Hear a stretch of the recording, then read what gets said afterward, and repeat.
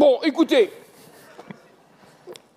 puisque ici on ne me donne pas la parole et que je n'ai pas le droit de parler, je vais faire court, tout va bien. On est d'accord avec ça? Alors je vais pas prendre le diapo. D'accord. Je vais faire sans les diapos. Sujet de prospective, parler de l'avenir. Non. L'avenir a déjà commencé, on y est dedans. J'ai tenté une cure de rajeunissement par une méthode pas terrible qui a consisté à regarder les anciens diaporamas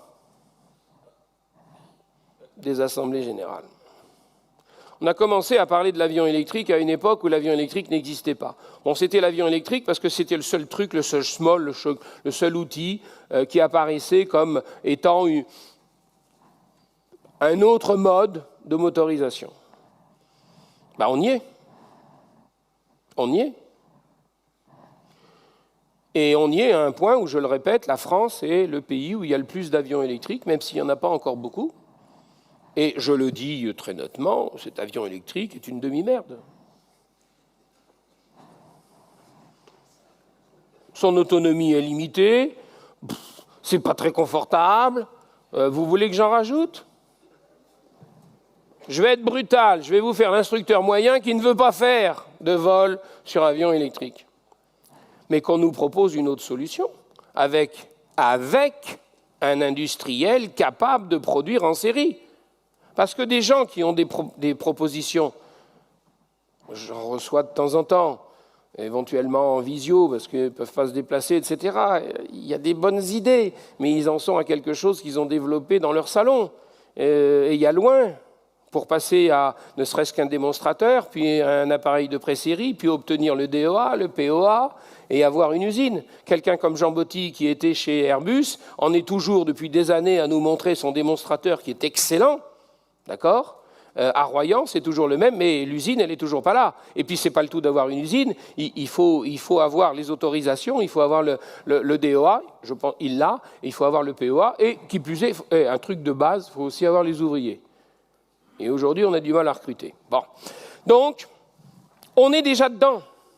Et maintenant, alors, est-ce que c'est une lubie de ce type un peu dingue que les présidents de club ont été assez foldingues pour les lire présidents de la FFA? La transition énergétique, c'est juste un grain de folie dans ma tête? Tous ceux qui ont été chez Michelin, quel a été le discours? Décarbonation. Qu'est-ce qui intéresse aujourd'hui toutes les industries, y compris dans un langage qui est un langage type langue de bois, la décarbonation et effectivement le greenwashing et tout ce qu'on veut. Donc maintenant, il y a une urgence qui est vraiment absolue pour nous, qui est sur le plan technique. Et alors, excusez-moi, la Commission Europe, Christian, où es-tu? Christian, où es-tu? Tu nous as présenté hier un élément sur le travail, enfin sur les chantiers de l'Europe, de l'EASA, sur ces questions-là, et on est d'accord que là aussi, il faut passer à la décarbonation. Et toi-même, tu as dit, il faut qu'on lance un chantier pour qu'on travaille spécifiquement sur l'aviation légère. C'est pas ça que tu as dit? Tu m'as même chopé au callback au moment du café, tu m'as même empêché de prendre mon café pour me casser les pieds avec cette question. Non mais il y a des moments, il faut régler ses comptes. Hein. On m'a empêché de prendre le café, vous voyez là, maintenant je suis tout endormi. C'est vrai, je pourrais être énervé aussi, hein, c'est différent. Bon bref, vous avez compris. Maintenant, encore une fois, le parler vrai. On peut rester dans nos certitudes, on peut rester dans notre passé, on peut dire c'est sûr. D'ailleurs, honnêtement, moi-même pour me déplacer en avion, qu'est-ce que j'utilise? Un TB20. Parce que pour le voyage, l'avion électrique, ça ne le fait pas. On est d'accord? Ce n'est pas une contradiction, c'est une réalité des faits. En revanche, pour faire de l'école, pour faire de l'entraînement autour de piste, passons déjà avion électrique, passons à d'autres motorisations qui consomment moins, qui émettent moins de CO2. Faisons-le calmement, alors même qu'on ne nous l'impose pas encore. Et maintenant, quand est-ce qu'on nous l'imposera? Quand est-ce que ça va venir? Mais ça viendra, sous une forme ou sous une autre. La fin des énergies fossiles, avec les problèmes de tout ce que vous voudrez, mettez-y tout ce que vous voudrez, le réchauffement climatique, le Sproust, le Gagagnouf et le Schwinn à vous. Ben, attendez, qui c'est qui a parlé de la fin de la 100 LL? Bon, il a été un peu long. Je vais résumer. Techniquement, de la 100 LL, on en a encore pour, at the louche, sans difficulté, sur le plan technique, 10, 15, 18 ans. On en aura, on la fabriquera plus en Europe, on l'importera. Quand les États-Unis l'interdiront vraiment, et c'est toujours pareil, Christian Sinet m'a cassé les pieds tout à l'heure pour me rappeler qu'un certain nombre d'États, je le sais, aux États-Unis déjà, et surtout des comtés, interdisent sur certains aéroports, d'accord, il y a carrément le comté qui possède l'aéroport qui a interdit déjà aux États-Unis. Les États-Unis, ça vous dit quelque chose, petit pays, pas très aéronautique, c'est vrai. Et ils n'ont pas beaucoup d'avions. Qui déjà interdisent la 100 LL. Donc, techniquement, il y en aura. Économiquement, évidemment, ça coûtera de moins en moins cher, tout le monde en est convaincu. Bon, donc économiquement, vous avez compris le sens du prix. Et troisièmement, techniquement, économiquement, mais politiquement. Politiquement, on est à la merci de n'importe quelle décision. Et dans un contexte où on peut servir de bouc émissaire, il faut éviter de sortir du bois.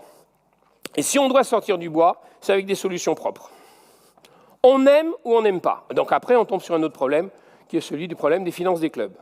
C'est là aussi où peut-être qu'il faut sortir un peu du raisonnement propriétaire des avions pour passer à un raisonnement location des avions. Mais là aussi, très honnêtement, quand on voit, je reste sur le simple avion électrique, quand on voit les conditions effectivement de location, c'est quand même un peu raide. Il faut vraiment que l'avion tourne beaucoup. Bon, à Royan, ils le font tourner beaucoup, mais ce n'est pas un avion de Green Aerolis. Ce sont des avions de la Fédé. Donc, tout ça pour vous dire que sur le plan technique, notre grand problème... Oh là, un petit coup de rouge. Notre grand problème, c'est le renouvellement de la flotte. Renouvellement de la flotte pour rendre cette flotte plus sobre, consommer moins de bruit, d'accord, et si possible, extra vertueuse. L'avion électrique, son avantage, c'est qu'il coche toutes les cases, même si sur le plan aéronautique, il n'est pas terrible. Si vous jugez l'avion électrique, le seul qui est certifié aujourd'hui, avec des critères strictement aéronautiques, il n'est pas terrible. C'est un avion qui est avant tout un avion politique. Il ne remplace pas un avion, il vient en complément d'un avion. Alors quand on a une flotte très étendue, on a quelqu'un dans la salle qui a des quantités de Cessna 150, il peut remplacer 4-5 Cessna 150 par 4-5 avions électriques. Il est dans le top du classement des heures de vol, il peut se le permettre. Bon. Mais, mis à part ça, un club qui n'aurait que 4 ou 5 avions, très honnêtement, l'avion électrique ne remplace pas un avion, il vient en complément, d'accord, parce qu'on ne peut pas faire les 150 nautiques. C'est très très clair. Donc je donne quelques conditions sur l'avion électrique. L'avion électrique n'est pas intéressant en soi. Si vous avez un aéroclub qui est en pleine campagne, il n'y a pas de riverains autour, un petit club sympathique qui a un élève ou deux par an, vous n'êtes pas dans les cases. En revanche, vous faites beaucoup d'écoles et où vous êtes en milieu urbain et où, sans être en milieu urbain, vous avez une contrainte des riverains ou je ne sais trop quoi qui fait que vous avez une contrainte forte sur les émissions de CO2 et ou le bruit, là, vous rentrez dans le scope d'intérêt de l'avion électrique. Voilà. Après, c'est vrai, et l'exemple de l'aéroclub de Royan qui fait un cumul d'heures de vol absolument indécent sur avion électrique montre qu'il est nécessaire d'avoir une animation autour de ça. J'arrête avec l'avion électrique parce que ce n'est pas la seule solution, loin de là, mais il faut renouveler les flottes, il faut aller vers des flottes plus vertueuses, on ne peut pas échapper à ça. Voilà. Après, ça c'est ce que j'appelle le volet technique pour aller vite. Je dis bien pour aller vite parce qu'il faut en même temps que dans ma pauvre tête, j'arrive à me souvenir des éléments essentiels puisqu'on m'a privé de PowerPoint pour que vous puissiez aller manger de bonne heure. C'est quand même incroyable, vous ne pensez qu'à bouffer et résultat des courses, mais moi je suis coincé, on me prive de moyens. Le deuxième élément, c'est un élément politique. l'élément politique, et l'avion électrique fait la liaison, l'élément politique, il est relativement simple.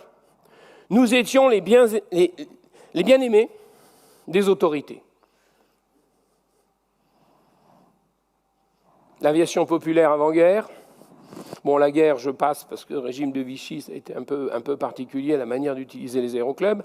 Et puis ensuite, le développement de l'aviation commerciale, les guerres en Indochine, en Algérie, besoin de pilotes, tout le monde avait besoin de pilotes, et donc vive les aéroclubs, etc., etc., etc.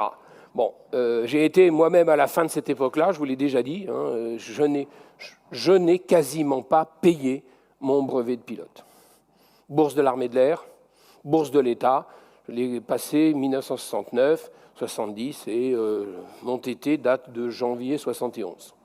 Donc je connais cette époque, c'est pas la peine qu'on essaie de me faire... c'était bien, et il faut refaire ça. Non, on va pas refaire ça. On va pas refaire une guerre d'Algérie hein, pour avoir besoin de pilotes hein, quand même. Bon. D'autant que maintenant, l'armée de l'air a surtout besoin de pilotes de drones. Bon. Donc, nous étions légitimes, ça ne se contestait pas, parce qu'en plus, le progrès n'était pas contesté. La société était favorable au progrès. Aujourd'hui, vous avez quantité d'individus qui contestent le progrès, peut-être à juste titre, parce que pollution, machin, je ne rentre pas dans ce débat. C'est un fait, c'est un constat. D'accord ? Donc, le progrès en lui-même n'est plus légitime. Quand on dit que par rapport au réchauffement climatique, on pourra trouver des solutions techniques, ça déjà, ça vous condamne. Devant le tribunal du CO2, devant le tribunal du réchauffement climatique, vous osez dire ça, vous êtes déjà un hérétique. Et le réchauffement climatique va vous brûler. Donc, notre gros travail, je passe sur un certain nombre de points de détail pour que vous puissiez aller manger de bonne heure, déjeuner de bonne heure, eh bien, c'est de reconstruire notre légitimité. Non pas en sortant du bois, en faisant des contestations qui seront d'ailleurs très limitées, et en faisant une pétition, mais encore une fois, en travaillant des choses qui ne sont pas notre aviation, en travaillant l'intégration sociale, en faisant venir des écoles, etc., etc., toutes ces choses-là. Notre légitimité est d'abord une légitimité sociale pour pouvoir avoir la légitimité de voler et de montrer son intérêt. Et cette reconstruction de la légitimité, c'est notre combat, entre guillemets, politique. Techniquement, on a un sujet qui est le renouvellement de la flotte, et politiquement, on a un sujet qui est celui de reconquérir notre légitimité. C'est difficile, parce que dans les deux cas, il faut sortir de notre zone de confort, il faut sortir de ce qui a fait notre succès passé, et notre succès passé, nous vivons actuellement, on a de beaux restes, je ne parle pas de moi, hein. On a de beaux restes, notre nombre de clubs, notre nombre de licenciés. N'oubliez pas que la perte de licenciés que nous avons de 2% correspond, cette chute correspond à progressivement la disparition des baby-boomers qui sont devenus des papy-boomers et qui disparaissent de différentes façons, définitivement ou simplement médicalement et donc aéronautiquement. Okay. Mais c'est un beau résultat. Chaque année, vous avez vu le nombre de jeunes qui viennent vers nous. D'accord ? Donc, c'est bien. On a de beaux restes. Mais ce qui se passe autour de nous fait qu'on peut disparaître très, très vite. Si on nous interdit de voler, par exemple, ou si on met des contraintes telles qu'on ne puisse plus voler, on va disparaître, sous une forme ou sous une autre.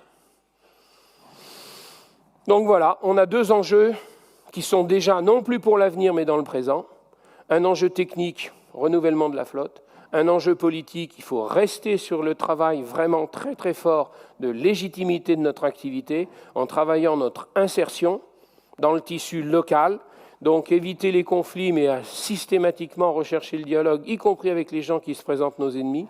Et paradoxe, là aussi, les gens qui se présentent éventuellement comme nos ennemis, qu'on appelle un peu rapidement les écolos, mais qui peuvent être des gens qui légitimement sont gênés par le bruit, qui légitimement... Mais si on discute au lieu de systématiquement « Ah, les écolos, je les emmerde !» comme base de dialogue, ça marche éventuellement au bar de l'aéroclub, mais ce n'est pas une base de dialogue, d'ouverture pour un dialogue républicain. Voilà. Donc, voilà ce que je voulais vous dire, comme ça, de mémoire dans ma petite tête, puisqu'on me prive de moyens. Et j'espère que ça vous donne des éléments quand même de réflexion. Il faut sortir de notre zone de confort, ce que j'appelle notre zone de confort, qui parfois conduit à regarder le passé. Je dois vous avouer que moi-même, de temps en temps, j'ai cette tendance-là. Bon, voilà. Et ne sombrons pas à la morosité. Nous avons des pistes, on vous en a montré suffisamment, nous avons des pistes d'action, d'accord ? Nous avons une réflexion, on est capable de construire des choses, d'où l'intérêt du livre-blanc. On est capable d'arriver à convaincre des autorités. On le voit où on obtient des subventions sur une base régionale et non plus d'État. Il n'y a que la DGAC maintenant qui nous donne des subventions, ok ? Mais, encore une fois, regardez les sponsors qui viennent vers nous, d'accord ? Tout tourne autour de la décarbonation.